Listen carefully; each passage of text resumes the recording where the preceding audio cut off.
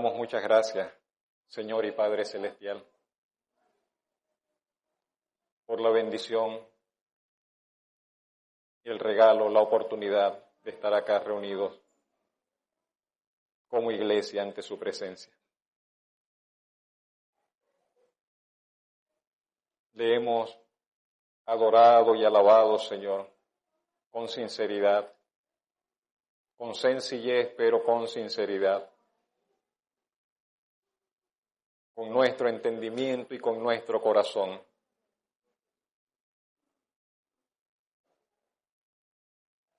Entendiendo lo que nuestros labios, Señor,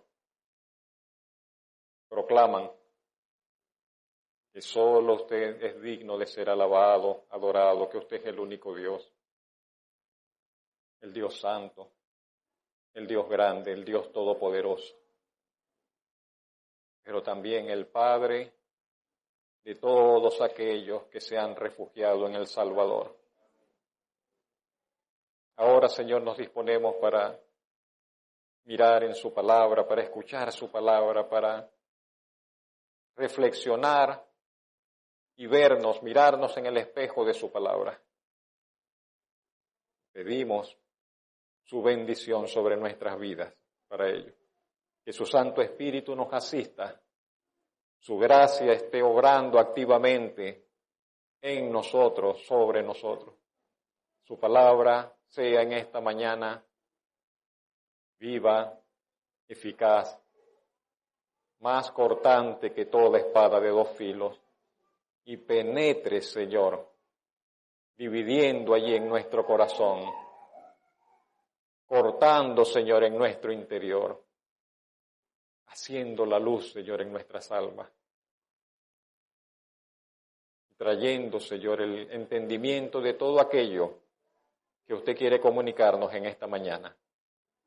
Para gloria y honra de su nombre, oramos en Cristo Jesús, nuestro Señor y Salvador. Amén.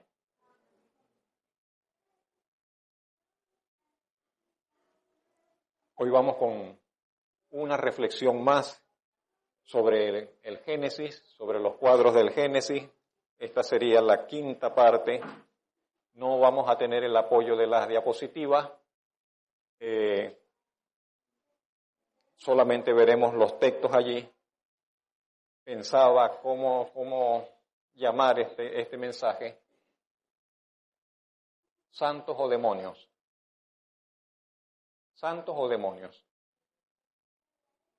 Ese es el título.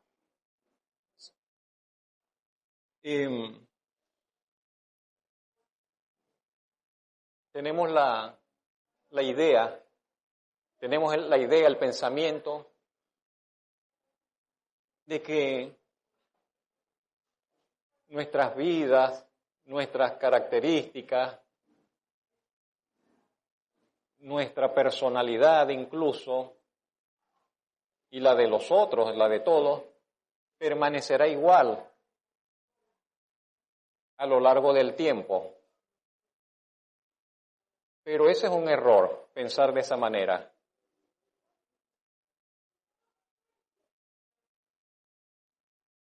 Ya los hermanos se sentaron.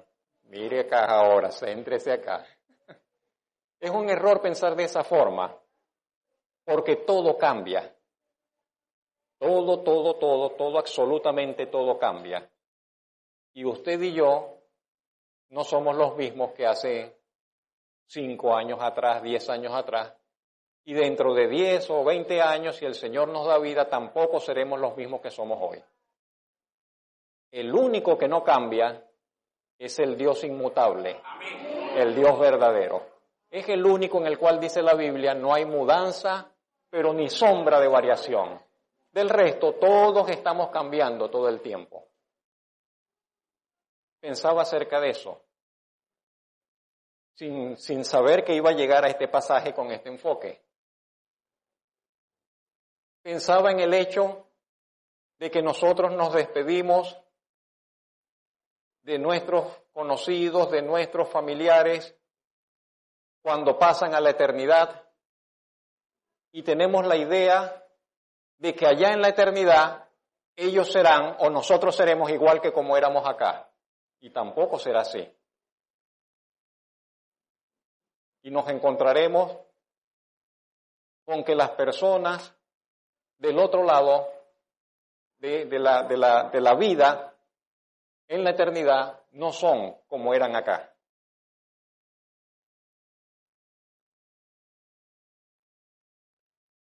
Siempre estamos cambiando, para bien o para mal. Siempre estaremos cambiando, para bien o para mal. ¿Logra ubicar ahora el título allí? ¿En qué nos estamos convirtiendo? ¿En santos o en demonios? Y usted dirá, pero no llegamos para tanto. Sí da para tanto. En la escala, en la perspectiva de la eternidad, sí da para tanto. Un pequeño cambio acá, una pequeña inclinación acá, y eso se va abriendo, se va abriendo, se va abriendo infinitamente. Sí logro explicarme. Y piense usted, no sé si la figura es muy adecuada, en dos líneas paralelas. Si dos líneas son paralelas, jamás se tocarán. Siempre mantendrán la misma distancia. Dos líneas paralelas. Pero basta con que un mínimo en una de esas líneas usted le haga una pequeña desviación. 0,0 como un milímetro. Y usted dice, no, está casi igual. No pasa nada. Pero cuando usted va más adelante, ese 0,0,01 se convirtió en un milímetro. No, ya aquí es un poco más la distancia. Y cuando va más adelante, ya aquí son tantos centímetros. Y más adelante ya serán infinita la separación. Y todo comenzó por una milésima de desviación. En un lapso de corto tiempo parece que no afecta, pero en la escala de la eternidad, las pequeñas desviaciones se hacen infinitas distancias. ¿Sí lo vemos ahora? Un ser, una persona, el ser humano, comienza a degenerar en esta vida y usted dice, bueno, pero no está tan, y luego se va depravando, terminará siendo semejante a un demonio. Lo inverso es real también. El Señor comienza a hacer una obra en una persona y pareciera, pero todavía le queda mucho de la vieja vida. Pero el Señor sigue su obra y se cumple aquello que dice la Biblia, el que comenzó la buena obra en vosotros la perfeccionará. Y va perfeccionando y cuando veremos, será un santo. Finalmente será un santo, un hombre perfeccionado, una persona santificada por completo en todo su ser. Gloria a Dios por eso. Gloria al Señor por eso. De allí entonces el título, santos o demonios. ¿En qué nos estamos convirtiendo? ¿Hacia dónde va nuestra vida? ¿Hacia dónde va su vida? ¿Hacia la santificación o hacia la corrupción? ¿Dónde estamos parados? ¿Dónde estaremos parados? Génesis capítulo 4, versos 8 al 26. Quedamos la semana antepasada con que Caín se puso fúrico porque Dios rechazó su ofrenda. ¿Recuerdan? Allí quedamos. Y bueno, quedó Caín con ese gusanito allí en el corazón, con esa molestia. Se molestó en parte con Dios, se molestó con su hermano, estaba allí con el semblante decaído. Esa era y a partir del verso 8 veremos hacia dónde le llevó esa inconformidad, hacia dónde le llevó esa molestia, hacia dónde le llevó esos pensamientos que comenzaron a bullir en él. Génesis 4 nos presenta en qué se convirtió aquella molestia de Caín en su corazón. A pesar de que Dios le amonestó, a pesar de que el Señor le dio una advertencia y el Señor le dijo, el pecado está como una fiera al acecho y tú puedes resistirle. Sin embargo, Caín dio lugar a pensamientos indebidos, pecaminosos, y eso terminó por completo de cegarlo, su corazón, y dominado entonces ya por las bajas pasiones, el verso nos dirá, la Biblia nos dirá que terminó asesinando a su hermano. Y yo repito, no, le digo, siempre creo que es causa de asombro hacia dónde nos puede llevar el pecado. Las cosas que el pecado lleva a hacer al ser humano son asombrosas por lo perversas, por lo macabras, por lo... no sé qué palabra utilizar. Si le dejamos abiertas las puertas de nuestra alma al pecado y le entregamos las riendas de nuestra voluntad al pecado, terminaremos haciendo cosas que ni imaginamos. Y cuando digo dejar abiertas las puertas del alma, estoy pensando en los ojos, estoy pensando en el oído, estoy pensando en los pensamientos de nuestro corazón. Creo que esa es una buena figura para decir las puertas del alma, que entra por nuestros ojos, que entra por nuestros oídos, que nos permitimos pensar, ¿qué nos permitimos pensar? Y digo que el pecado asombra, y lo que hace una persona entregado al pecado, porque las cosas más innobles, indignas e innobles, pueden ser hechas y son hechas por personas de bien. Y uno dice, pero ese era un buen hombre, esa era una buena mujer, ese era un buen muchacho. ¿Cómo terminó en eso? ¿Cómo es posible que esa persona terminó haciendo eso y viene de una buena familia, tuvo educación, estaba en la iglesia, era pastor de una iglesia? Vamos a ponerlo así. ¿Cómo terminó haciendo eso? Y es que cuando dejamos que la copa del pecado se vaya llenando y se rebose en el corazón, ¡ah, caramba! Entonces, eso nos llevará a hacer cosas que nos asombrarán, de escandaloso, quiero decir, por el escándalo. Dirá alguno, pero no todas las personas son tan malas. Es que hay personas que son muy malas, pero no todas son así de malas. Y otro dirá, pero yo no soy tan malo como aquel. Hemos escuchado casos de madres que han matado a sus propios hijos, hemos escuchado de situaciones, vemos hoy día, basta ver las noticias y uno no quiere ni ver esas cosas, porque son tan repulsivas, son tan inhumanas. Y podemos decir, pero nosotros no somos así tan malos, y no todos son así de malos. Y yo le diré, tiene razón, no todos son así de perversos, desde cierto punto de vista tiene razón. ¿Y cómo es que si todos tenemos pecado, todos no somos tan malos? Si todos estamos manchados, enfermos del pecado, ¿cómo es que no todos somos tan malos?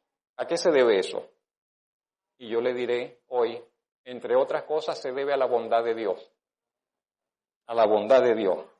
Una bondad que se manifiesta de muchas maneras, pero también esa bondad se manifiesta que Dios en su bondad restringe el pecado, restringe y evita que la persona sea todo lo malo que potencialmente puede ser.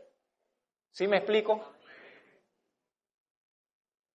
El pecado que está en nosotros, el pecado que está en usted y el pecado que está en mí, potencialmente puede llevarnos a ser semejantes a Satanás en maldad y perversidad. Pero Dios en su bondad restringe y lo tiene allí como que para que no se... ¿Sí me explico? Y estoy hablando de las personas, inclusive de las personas que no conocen al Señor, las personas no cristianas, las personas que desprecian a Dios. Y este mundo no es peor, el mundo en que vivimos no es peor porque Dios en su soberanía, en su bondad, en sus propósitos, Dios ha restringido el desborde del pecado. Y por ello debemos alabar también al Señor.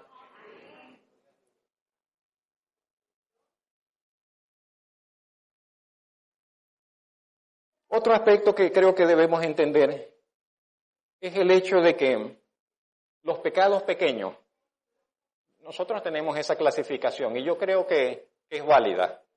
creo que es bíblica. Encuentro que la Biblia habla de pecados pequeños y pecados graves, y que habla de pecados tal y pecados de muerte, y que habla de que hay cosas que son dignas de una reprensión, pero hay cosas que son dignas de un castigo, y hay cosas que son merecedoras del fuego del infierno. Entonces, esa distinción de pecados pequeños y graves sí es válida. Mentir es un pecado, y los mentirosos estarán separados del Señor eternamente y para siempre. Pero mentir quizás no es tan grave como un asesinato. No, quizás no es tan grave como un asesinato. Al quitarle la vida a una persona es más perverso, más grave. Y claro, podríamos ubicar contextos y todo lo demás, pero hablando de forma general. Entonces, lo que quiero decirle, los pecados pequeños, que puede ser que todos nosotros acá digamos, yo no tengo de esos pecados graves, como el fariseo.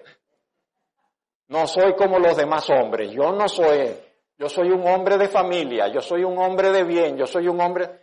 Pero los pecados pequeños son tan malignos como los pecados grandes. Si le pudiésemos tomar una muestra y analizar la esencia del pecado pequeño y del pecado grande, encontraríamos que tienen la misma esencia, la misma naturaleza. No son diferentes en esencia. ¿Sí me explico?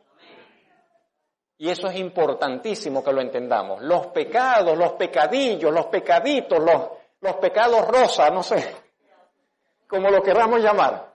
Los pecaditos, esos pecaditos que no ofenden tanto, son tan esencialmente en su esencia, en su naturaleza, son igual. Tienen la misma naturaleza de los pecados más horribles. Y solo bastaría que le demos tiempo, solo bastaría que le agreguemos otra cosa y veremos cómo se manifiesta lo mismo. Una serpiente venenosa, aunque usted la vea bebecita, allí pequeñita, es tan venenosa y tan serpiente como cuando ya está en su estado maduro. Lo mismo pasa con el pecado. Lo mismo sucede con el pecado. Entonces, muchas personas estarán eternamente separadas de Dios, no porque fueron grandísimos pecadores, no porque estuvieron asesinando, no porque estuvieron, sino que muchas personas estarán separadas de Dios por pecaditos de esos pequeños, por pecadillos de ese tipo. Estarán eternamente separados de Dios y sus bondades, aunque solo en la vida terrenal, cuando nosotros mirásemos, dijimos, pero esa persona nomás que cometió pecaditos pequeños. ¿Y por qué será así? ¿Por qué estarán separados de Dios si no fueron tan malos como los otros, entre comillas, no fueron tan malos? Y entonces diremos que es que la palabra de Dios nos enseña, nos muestra que la reconciliación con Dios, la salvación, el disfrute sin fin de las bondades del Señor y de las riquezas de su ser, no depende de cuántos pecados la persona cometió, eso no tiene que ver. Y no depende de qué tipo de pecados la persona cometió. Si cometió un pecado muy grave, se va para el infierno. Si cometió un pecadito, entonces esa persona no va para el infierno. No depende de eso. No depende de ello, de cuántos pecados o qué tipo de pecados nosotros cometemos. Depende la salvación de nuestro ser, de nuestras almas, la reconciliación de nosotros para con Dios depende de que reconozcamos nuestra pecaminosidad, de que reconozcamos, Señor, aquí estoy, no soy todo lo malo que podría ser, pero reconozco que soy pecador. Depende de ese hecho. Depende entonces si reconozco que soy pecador, Señor, yo reconozco que soy culpable. Nos molesta que nos digan que somos culpables. Y decimos, yo no tengo la culpa, y yo no tengo la culpa, y y nos molesta que nos digan que somos culpables. Y la Biblia nos dice que somos culpables. Y mientras nosotros estemos protestando nuestra culpabilidad, no podremos reconciliarnos con Dios. Porque Dios, que es el juez, Dios dice, tú eres culpable por tus pecados. Y si usted dice, Señor, pero no importa, tienes en la esencia, tienes allí en eso, allí, tú eres culpable. ¿Es Dios severo? En ellos sí, Dios es severo, inflexible en su justicia. Leyó la hermana Zoraida la cita de la roca, perfecto, justo, sin ninguna iniquidad en él. Todos sus caminos son justos. Y cuando vemos eso, nosotros no calzamos en esos caminos del Señor. Hay un espacio allí recto, perfecto, y nosotros llevamos y nosotros parecemos una S. ¿Cómo metemos esa S en esa línea recta? Y la S es nuestra vida. Y por más que lo forcemos, no entra allí. Tenemos que decir, no, Señor, no cuadra. Mi vida no cuadra con tu estándar de justicia. Necesito que hagas algo conmigo, que me transformes, que me cambies, que me hagas de nuevo, para que entonces mi vida pueda calzar con la norma tuya. Eso es lo que la Biblia llama arrepentimiento. Que reconozcamos que necesitamos que Dios nos perdone, que Dios nos haga de nuevo, que Dios nos transforme, que Dios haga su obra en nosotros, porque nosotros no podemos hacerlo. Que nos declaremos en la bancarrota para que entonces coloquemos nuestra confianza en el único que nos puede ayudar, que nos puede salvar, el único mediador, el único intercesor, el único en que hay perdón, Jesucristo, Señor y Salvador. Por otra parte,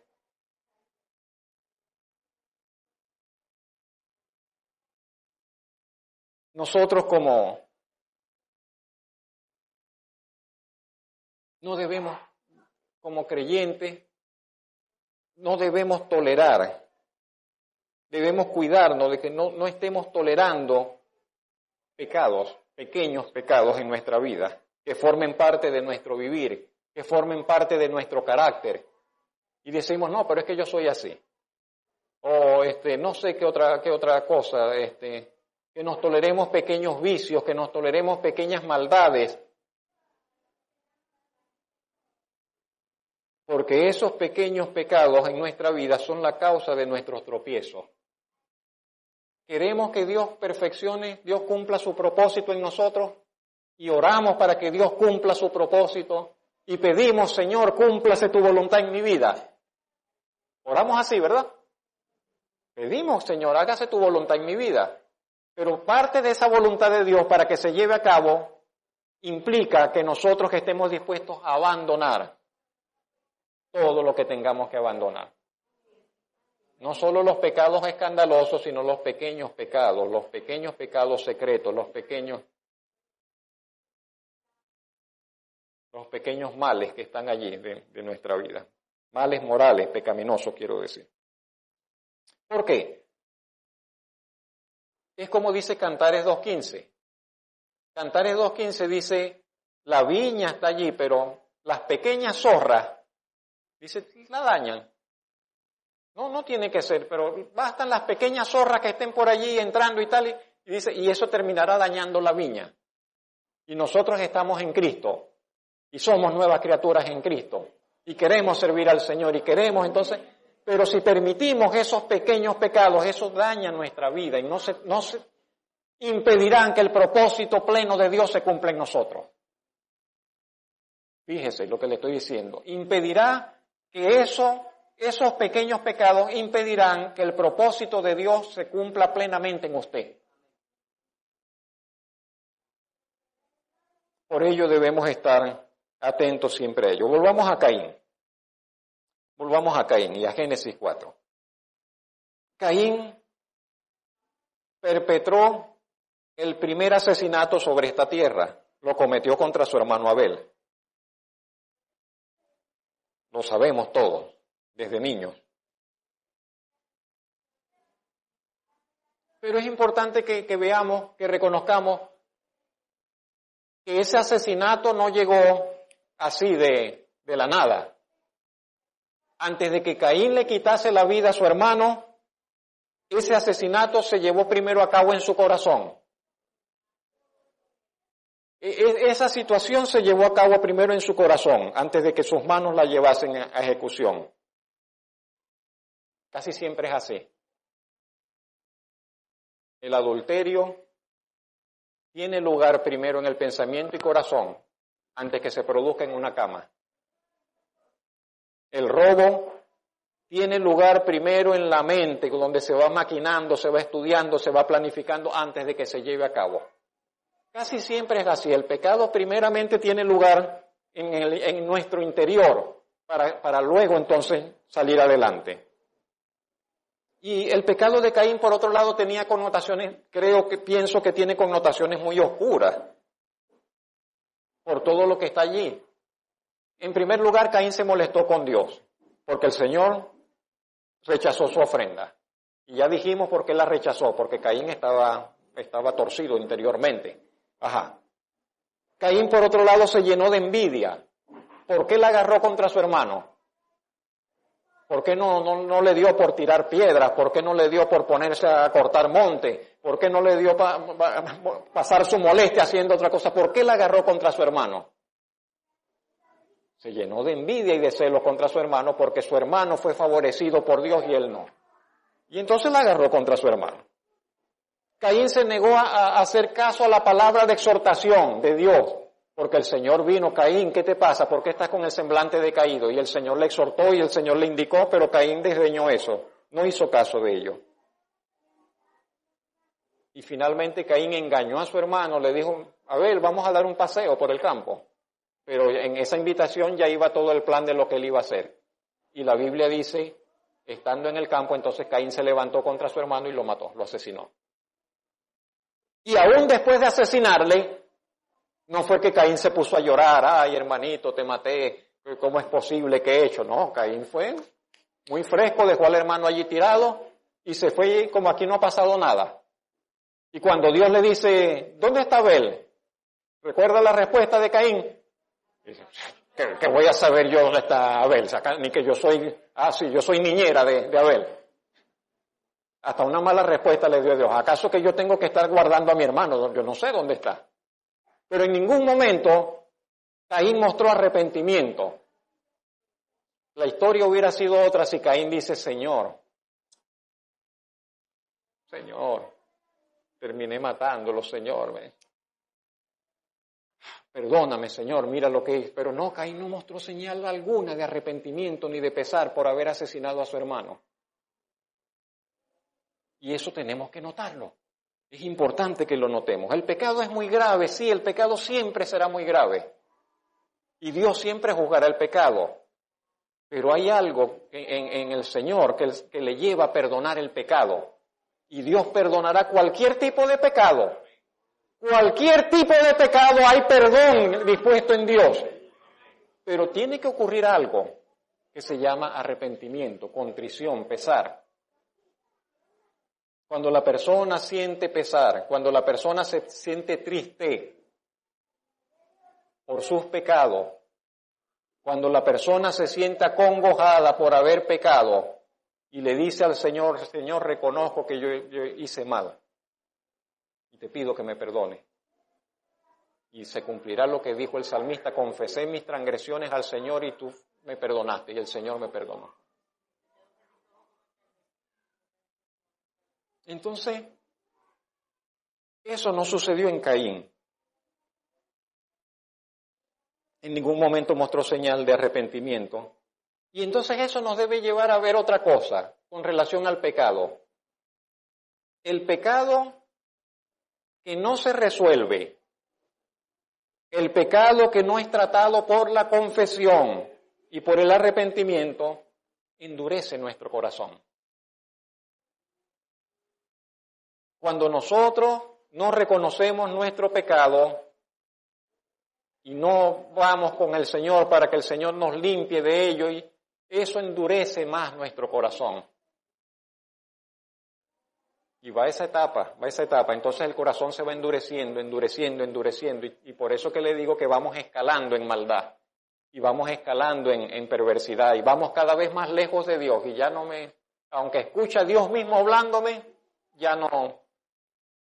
Y aunque el Señor habla directamente con Caín, ya Caín ni se conmueve, está inmutable ante ese hecho, endurecido está.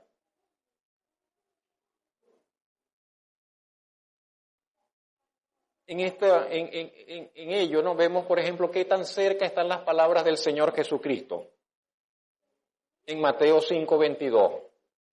Por ejemplo, vamos un momentico allá, solamente a leer y no vamos a... Cuando el Señor Jesús dice, lo mencioné de alguna forma indirecta, cuando el Señor dice, pero yo os digo, cualquiera que se enoje contra su hermano será culpable de juicio. Me enojé con mi hermano. Entonces dice, eso es culpable de juicio. Pero cualquiera que le diga necio a su hermano, ya eso es un poco más grave. Le dice, será culpable ante el concilio, ante la junta. Y cualquiera que le diga a su hermano, fatuo, y ya esa es una ofensa más grave y cargada de otras connotaciones, dice el Señor, esa persona quedará expuesto al infierno de fuego. Que no es un asunto de palabras, no se trata de la palabra, pero ¿qué hay en el corazón para con el hermano? Yo me molesto con Machado porque le digo una cosa y Machado se lo olvida. Ajá, ok. Quedamos ahí. No pasó más nada. Pero si yo comienzo con un reconcomio contra Machado, y ahí la cosa está escalando, y ahí está más, porque ya no es la molestia, sino que hay además, ya le tengo una aversión. Pero si yo entonces todavía eso pasa a otro nivel, y yo digo dentro de mi corazón, él estará aquí conmigo en la iglesia, pero ese es mi enemigo, yo no le voy a... Ya entonces ahí estoy en el tercer nivel. ¿Qué dice eso de mi vida? ¿Qué dice eso de mí? Si yo siento eso para con una persona, ¿qué dice eso de mí? ¿Quién está en mí? Yo puedo decir, yo soy de Cristo, pero eres de Cristo y odias a tu hermano. Y diría Juan, primera de Juan 3:15, vamos un momento a esa cita, primera de Juan 3:15, diría Juan,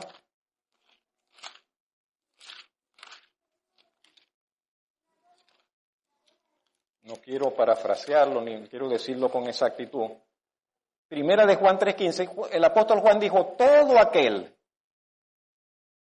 que aborrece a su hermano, ¿es qué? Fíjese, pero no lo mató, no le quitó la vida como Caín. Caín es un homicida. Y Juan dice, pero lo que hay en ese corazón que aborrece a su hermano es tan maligno como lo que había en Caín. Es un homicida. Pero Juan no se detiene. ¿Qué dice? ¿Qué más? Y sabéis que ningún homicida tiene vida eterna. Pero está en la iglesia, no tiene vida eterna. Pero fue bautizado, no tiene vida eterna. Pero sirve, no tiene vida eterna. Ningún homicida, ninguna persona que tenga algo tan perverso allí en su corazón contra su semejante, tiene vida eterna. Entonces eso nos lleva a llevar. Quiere decir que, ¿qué hay? ¿Qué hay? Eso era lo que había en el corazón de Caín, tan maligno y tan perverso, y eso es lo que nos puede condenar, aunque no lo llevemos en las manos, pero si está en el corazón, eso dice que la obra de Cristo no está presente en nosotros. Diría eso, ¿no?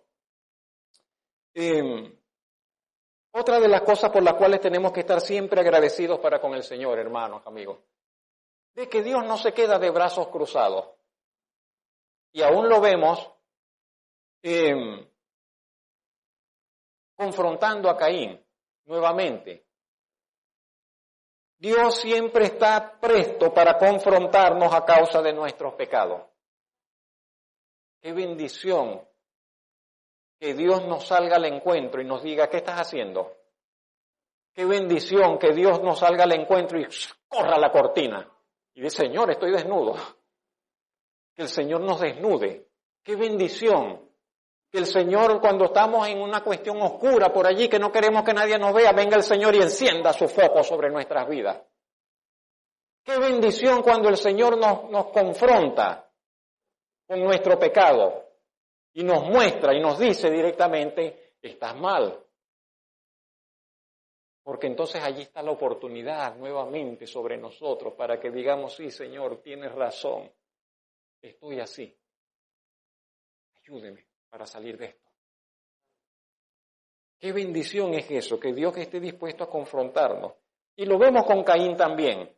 Miren lo que le dijo a Caín, versículo 9. Versículo 10, porque ya el 9 dijimos, Caín le dijo, no, yo no sé nada de mi hermano, yo no soy guarda de él. Y Dios le dijo, ¿qué has hecho? Esa pregunta como que cuando alguien llega y nosotros le decimos a alguien, ¿pero qué hiciste? ¿Pero cómo se te ocurre? ¿Qué hiciste? Y Dios le dice, ¿qué has hecho? ¿Qué has hecho? La voz de la sangre de tu hermano clama a mí desde la tierra.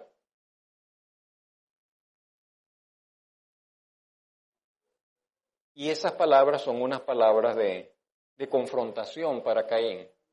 Esas palabras le están demostrando, le están expresando el desagrado de Dios, la gravedad, la maldad, la gran pecaminosidad de lo que él acaba de hacer y a lo que Caín estaba como indiferente. Esas palabras de Dios como quien pregunta, como quien indaga, pero ya el Señor sabe todas las cosas, es como que el Señor dando lugar a la confesión de Caín, dando lugar al arrepentimiento, como ya mencionamos, pero que no aparece ese arrepentimiento en Caín. Y esa confrontación del Señor expone la seriedad y la malignidad del acto cometido. Si no fuera por ese hecho, hermanos y amigos, de que el Señor es tan bueno y nos confronta con nuestros pecados, nuestras excusas serían infinitas. Nosotros diríamos, no, Señor, lo que pasa es esto. No, lo que sucede es esto. No, es que yo lo hice por aquello. No, es que yo me sentía así. No, es que mira, tú no me entiendes, pero a fin de cuentas lo que pasa es, somos tan dados a excusarnos. Es tan fácil para nosotros excusarnos. Y si no fuera por la palabra de Dios, la bendita palabra de Dios, si no fuera por esa bendita palabra de Dios, imperecedera, palabra de verdad, palabra justa, palabra recta, que no nos deja salida, nos dice es pecado, y más nada, no tienes para dónde agarrar. Si no fuera por esa bendita palabra, nosotros siempre estaríamos interponiendo una excusa, dando una excusa, sacándole el cuerpo Pero la palabra de Dios que está allí, y qué bendición para nosotros, que nos confronta, para que no tengamos excusa, para que no nos justifiquemos, y le digamos, sí, Señor, usted tiene razón, las cosas son como usted dice. Y al ponernos de acuerdo, como dice en Isaías, la cita que mencionó la hermana Margarita, venid, dice el Señor, vamos a ponernos de acuerdo, vamos a echar cuenta, vamos a ponernos de acuerdo. Si vuestros pecados fueren así, entonces dice, van a ser de esta forma.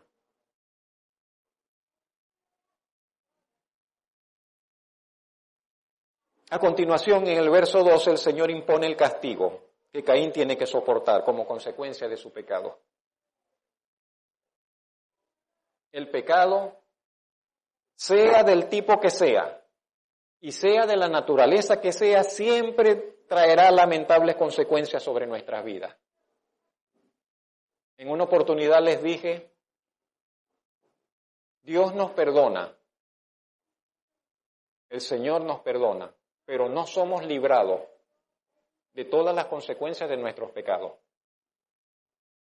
Eso nos enseña la Biblia. El Señor nos perdona, pero no somos librados de las consecuencias de nuestros pecados. De muchas de las consecuencias de nuestros pecados no somos librados. Un ejemplo muy natural, pero muy, como diríamos, muy común.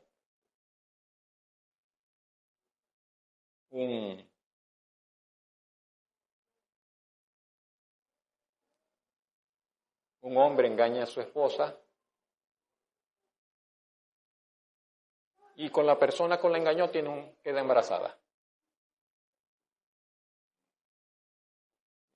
Y él confiesa y reconoce su pecado, su adulterio, y Dios le perdona su adulterio. Pero la consecuencia va a perseguirle no sé si decir perseguirle, estará presente por el resto de su vida. Allí está el hijo, allí estará el vínculo, allí estará todo el tiempo aquella mujer y aquel hijo que surgió por causa de su pecado. ¿Qué otras consecuencias? Tantas, de cualquier tipo, de cualquier tipo.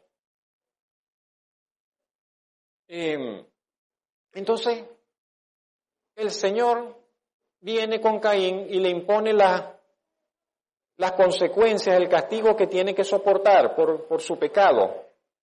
Versículo 12. Dios le dice, cuando labres la tierra, no te volverá a dar su fuerza. Errante y extranjero serás en la tierra. Antes le ha dicho otra cosa, en el verso 11, la primera frase, dice, maldito seas tú de la tierra. Me acordé de un padre de acá. El niño está allí al lado y dice, no, el pastor dijo, maldita sea la tierra. Estábamos leyendo un texto de Génesis. Por eso lo digo en voz baja. El Señor le dijo, maldito seas tú de la tierra.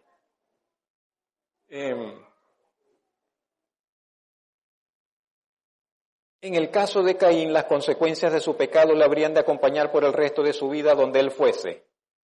El Señor le dice, a donde vayas, vas a vivir vas a estar como un errante, vas a estar como un extranjero, como alguien que no tiene reposo, como alguien que donde va, este no es su lugar, no tiene un lugar de descanso, vas a sentirte todo el tiempo así, como perseguido, como que no estás al amparo de algo, al amparo del Señor. Y yo le digo, tiene que sorprendernos lo que de Dios se manifiesta en este pasaje, ¿no? Dios no deja de ser jamás quien Él es. El Señor no deja de ser quien Él es. Y aún en medio de nuestros extravíos, el Señor nos sorprende con su gran misericordia. ¿Dónde está la misericordia? Caín dice, leamos allí, Caín le dice, verso 13, le dice al Señor, Señor, ese castigo es muy grande para ser soportado. Ahora está llorando. No está llorando, pero ahora, ¿qué cosa? Caín le dice, Señor, qué barbaridad. Grande es mi castigo para ser soportado. Me estás echando hoy de la tierra. De tu presencia voy a estar escondiéndome. Voy a vivir como errante y extranjero en la tierra.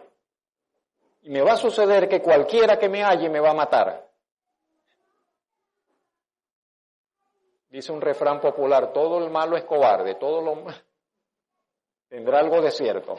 Porque Caín se envalentonó, de perverso, mató a su hermano y ahora anda, Señor, que no me van a matar, Señor, que me van a perseguir, Señor.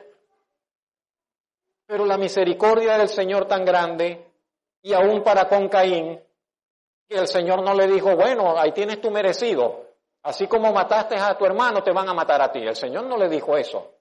¿Qué le dijo el Señor? Verso 15. El Señor le dice, ciertamente cualquiera que matare a Caín 7 veces será castigado. Y entonces Jehová puso una señal en Caín para que no lo matase cualquiera que le hallara. ¿Qué cosa? El Señor en su misericordia le dice, no, Caín, no voy a dejar que te maten. No voy a dejar que te maten. Y Dios puso una señal en Caín para que nadie se metiera con él. ¿No le parece que ese es un acto de gran misericordia para alguien que no lo merece? No lo merecía. Caín no merecía eso, esa consideración de parte de Dios. Y eso es lo que hace la misericordia y la gracia de Dios. Concede a los hombres y a las personas cosas que éstas no merecen. Concede a los pecadores bondades que no merecen disfrutar.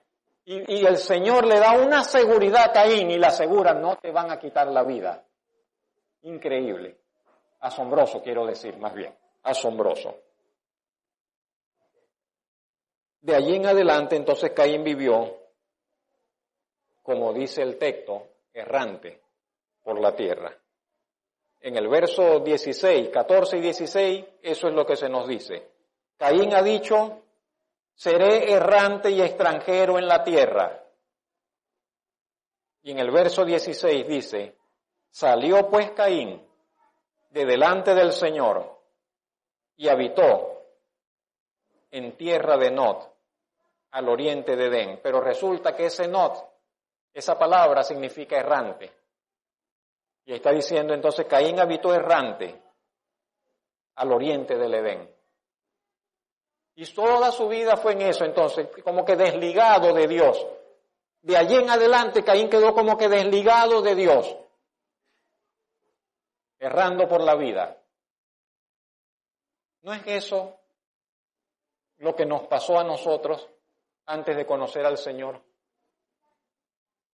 Cuando alguien no conoce al Señor, está errante por la vida.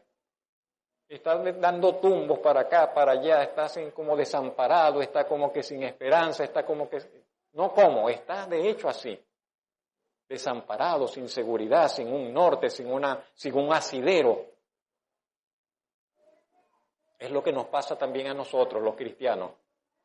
Cuando nos desentendemos del Señor, cuando no solucionamos nuestros pecados en arrepentimiento y reconciliación, comenzamos a vivir como errantes. ¿Y dónde está el hermano? No, de vez en cuando se aparece por allí. Una vez al mes aparece por la iglesia, no dejó de congregarse, dejó de orar, y anda dando tumbos como cual mundano, como cual persona que no conoce al Señor. Nos volvemos errantes. Y estábamos allí,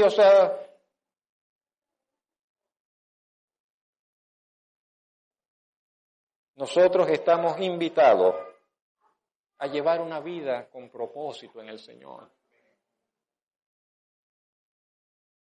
El Señor nos ofrece a todos que podamos desarrollar, llevar una vida con propósito. No una vida que va así dando vueltas, una vida que sabemos que en Él tiene un propósito, tiene un sentido, tiene un significado grande, que trasciende eternidad,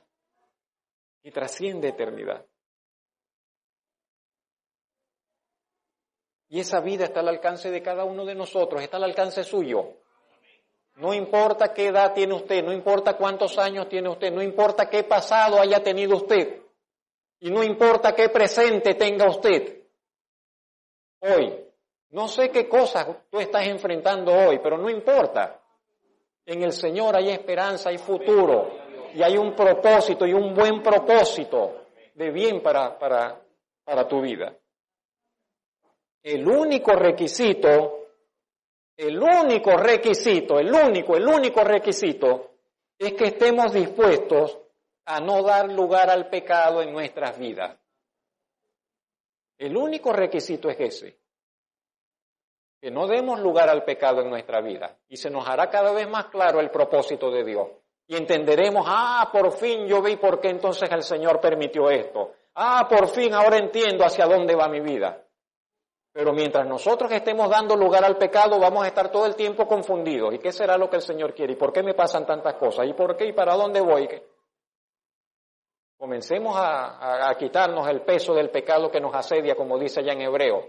Comencemos a correr con paciencia y en santidad la carrera que tenemos por delante. Y el Señor nos esclarecerá el camino. Pero las consecuencias del pecado apenas estaban comenzando a surgir. Y ya nos acercamos al final. En los versos 17 al 24 veremos el linaje de Caín. El linaje de aquel hombre que asesinó a su hermano, el linaje de aquel hombre que permitió que el pecado le llenara su corazón, el linaje de aquel hombre que no se arrepintió jamás, que nunca se arrepintió y que decidió darle la espalda a Dios y vivir su vida por su cuenta. Eso es lo que veremos en los versos siguientes, del 17 al 24. Dice así, solamente leo.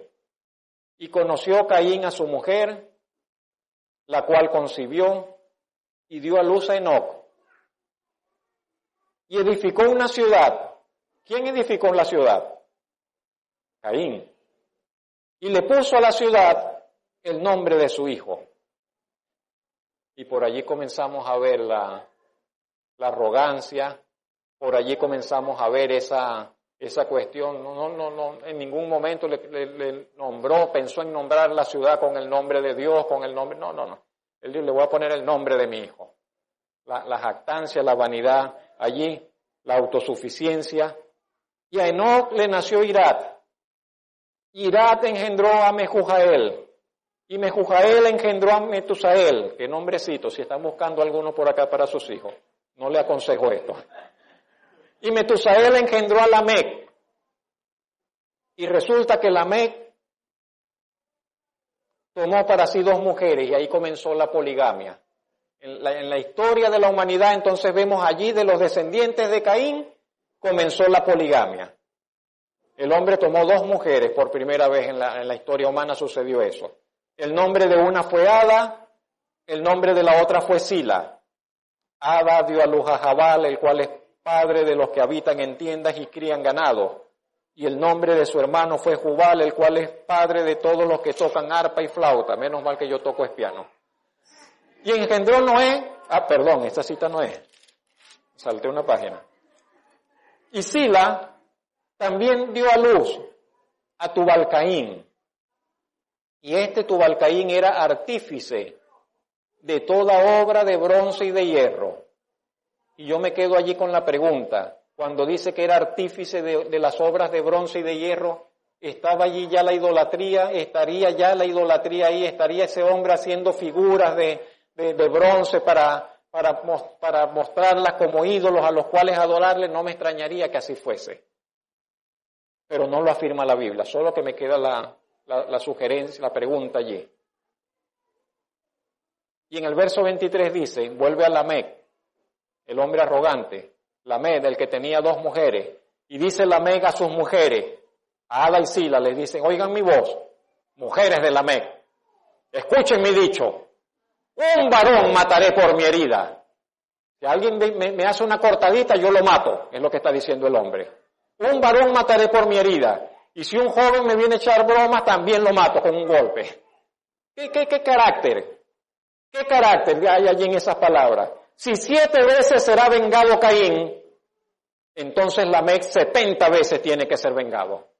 Es la exaltación propia, la arrogancia, esa altivez, ese orgullo grotesco, malvado, perverso. Hasta ahí llega la generación de Caín. El pecado que comenzó allá, en aquella ofrenda que no era digna de Dios, en aquella ofrenda caprichosa, en aquella ofrenda descuidada, en aquella ofrenda que no quiso buscar agradar al Señor. Mira hasta dónde ha llegado. Mira hasta dónde, qué es lo que ha producido, todo ese pecado en ese linaje, en esa familia. Todos perversos, todos perdidos, todos del malo, todos en malas obras.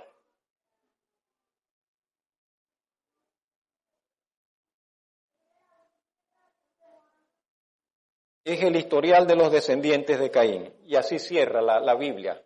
Hasta ahí llegará la Biblia con lo que tiene que ver con Caín. En adelante no nos dirá más nada acerca de Caín y su descendencia. Pero en el verso que sigue, 25 y 26, hay otra historia. Y dice, y conoció de nuevo Adán a su mujer, la cual dio a luz un hijo, y llamó su nombre Set. Sustituto. Y ella dijo, el Señor me dio otro hijo en lugar de Abel, que me lo mató Caín. El Señor me dio otro hijo, me sustituyó otro hijo. Qué cosa, qué maravilla, qué grandeza del amor de Dios. El Señor sustituye nuestras pérdidas. El Señor tiene algo siempre para darnos en nuestras pérdidas, en nuestros duelos, en nuestros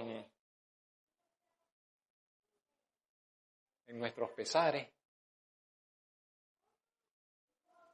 Siempre habrá un consuelo, siempre habrá una promesa, siempre habrá un don, siempre habrá algo que el Señor tenga para sus hijos, para entregarle a sus hijos en medio de su aflicción, en medio de su dolor, en medio de su luto.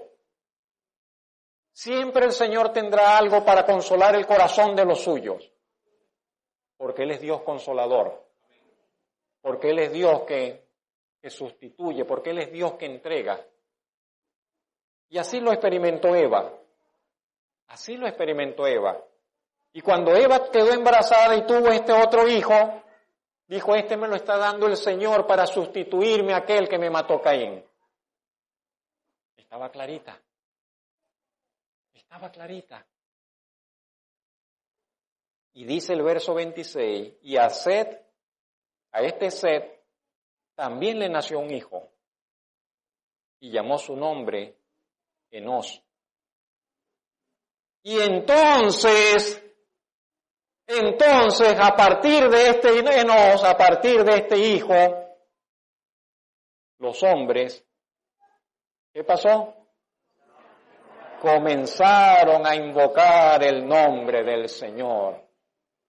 Parecía que todo se había perdido, que toda la humanidad, entonces el Señor le dio un hijo a Eva, y con ese otro hijo por allí comenzaría otro linaje, otra descendencia, otro tipo de personas que comenzarían a honrar, a invocar, a adorar al Dios verdadero.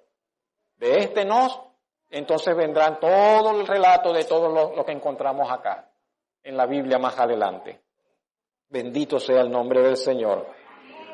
Nunca se queda sin pueblo el Señor en esta tierra. Y cuando Elías le dice, Señor, mataron a todos los profetas, yo soy el único que queda, el Señor le dice, no, Elías, no es así. Tengo 7,000 más que no han doblado sus rodillas. Nunca se queda el Señor sin testigos, sin pueblo sobre esta tierra. La descendencia de Caín decidió desechar a Dios, pero Dios levantó otra descendencia para sí. ¿Sabe qué es eso lo que hace el Señor? Dice la Biblia que Él está tomando pueblo para sí. Y si estamos en Cristo es porque Él nos tomó para ser del pueblo suyo, ser pueblo de Él. Él está formando pueblo para sí. Ahora ya nosotros somos un linaje también del Señor. No de Set. No somos de linaje de Set. Tenemos un linaje mejor. Somos linaje del Señor Jesucristo. Formamos parte de ese que dice Pedro, mas vosotros sois, recuerda, entre otras cosas, Pedro dice, sois linaje escogido. Somos linaje del Señor. Termino. ¿Santos o demonios? ¿Qué prefiere usted? ¿Qué escoge usted? ¿Qué está escogiendo usted? Amén. Que así sea y el Señor nos lleve hacia ello. Que esa gracia santificadora del Señor termine por convertirnos en verdaderos y perfectos santos para la gloria de Dios. El Señor lo ha dicho, de hecho, se los mencioné al principio, el que comenzó la buena obra, dice allá en Filipenses, en vosotros la perfeccionará hasta el día de Cristo. Espero que por la gracia de Dios cada uno de ustedes sea parte de aquellos que están siendo transformados para ser llevados de un pasado de pecado. Todos tenemos un pasado de pecado que nos avergüenza, pero fuimos sacados de allí. Y el Señor nos ha sacado, nos ha tomado y nos sacó de ese pasado de pecado, de renuencia para con Dios, para llevarnos a un futuro no de pecado, a un futuro de pureza, a un futuro de santidad, a un futuro de paz con Dios, Y todo ello por la asombrosa, bendita, gloriosa e inmerecida gracia de Dios.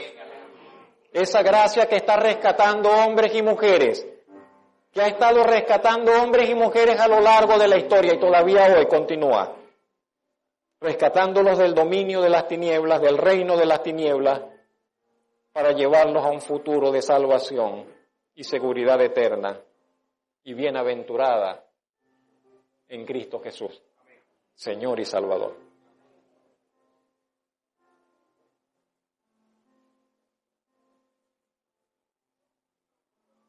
Bendito Señor y Padre Celestial.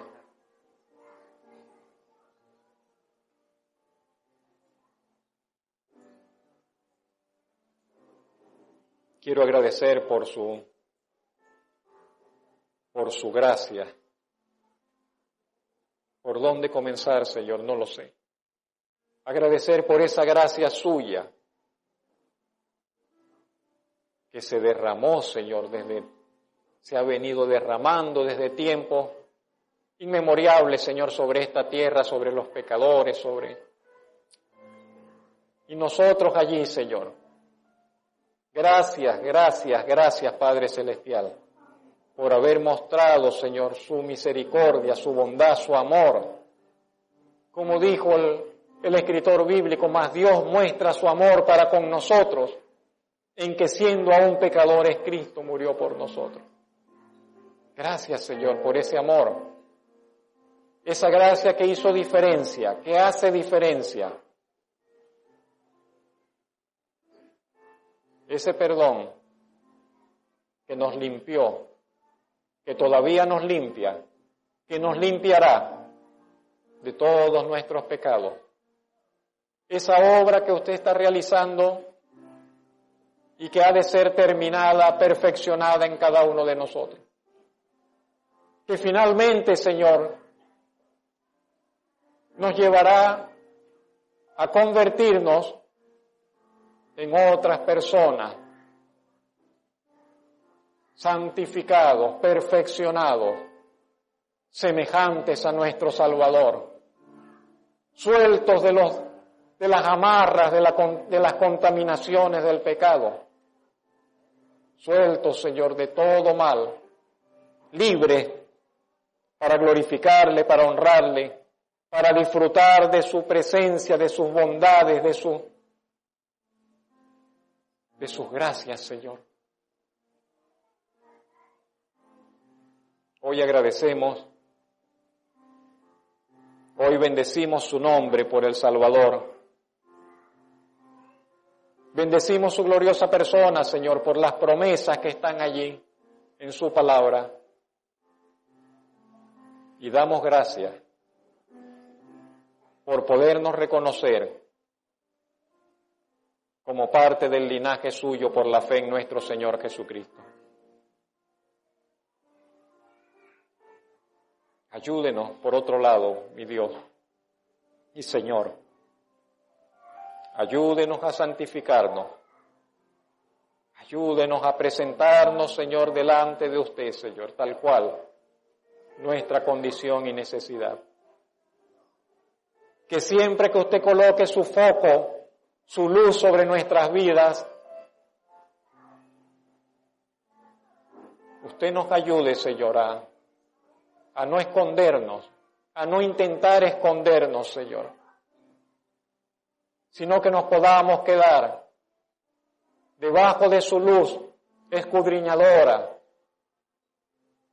y permitir que esa gracia suya nos alumbre, nos convenza, nos guíe y que su Espíritu Santo obre en nosotros lo que usted desea obrar y que el poder suyo se perfeccione en nuestra debilidad y que esa obra transformadora suya nos lleve un poco más adelante y seamos transformados, como dijo el apóstol, de gloria en gloria, de gloria en gloria, hacia la imagen y semejanza de nuestro Salvador. Damos gracias por su palabra en esta mañana, en Cristo Jesús.